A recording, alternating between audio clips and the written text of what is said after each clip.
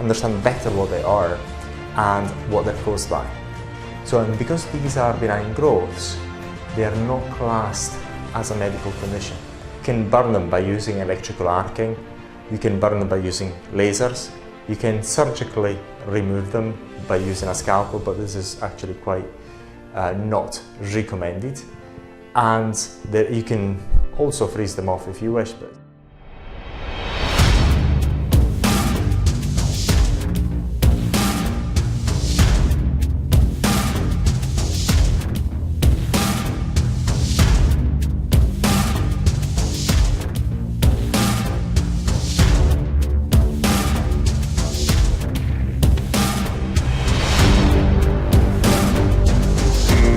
in this video, we're going to talk about syringoma. We're going to talk about what they are, the anatomy of them, and what they're caused by. Because if you understand that, then you actually know how to go and remove them. So this video is mainly made for those who have syringoma, so you actually understand better what they are and what they're caused by, and all the possible solutions in order to remove them.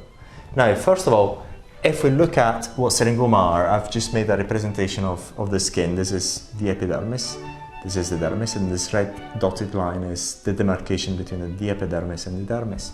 So this is my representation of the sweat gland here, and this is the sweat duct. Okay, so what syringoma are is a tumor of the sweat gland. So I talked about a tumor, but this is not something bad. It's something you should not be scared about, because these are benign growths anyway. So, and because these are benign growths, they are not classed as a medical condition. Also, there is no actual known specific cause to these syringoma. Why? We do not know why the sweat duct keeps growing and then you have your syringoma. So, but look at the anatomy of it. So the syringoma is just a growth of your sweat duct at the very end of the sweat duct. And when it grows, it actually protrudes outside your epidermis, so you actually see this syringoma in there. And also it gets inside the skin. And therefore, when you want to remove them, you have to cause an ablation. You have to actually burn these syringoma all inside in order to remove them. Now, talking about the causes, we actually do not know what causes syringoma.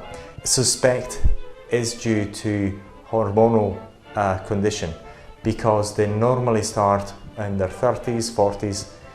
Sometimes people have them in their 50s, but over time, then they actually disappear. When I say over time, over decades, they disappear anyway. So we think there's something to do with hormones in the root cause of syringoma, but there's no studies that we can find that this actually corroborates it. Therefore, there's no medicines whatsoever that you can take in order to remove them. The only thing that you can do in order to treat syringoma is to remove them.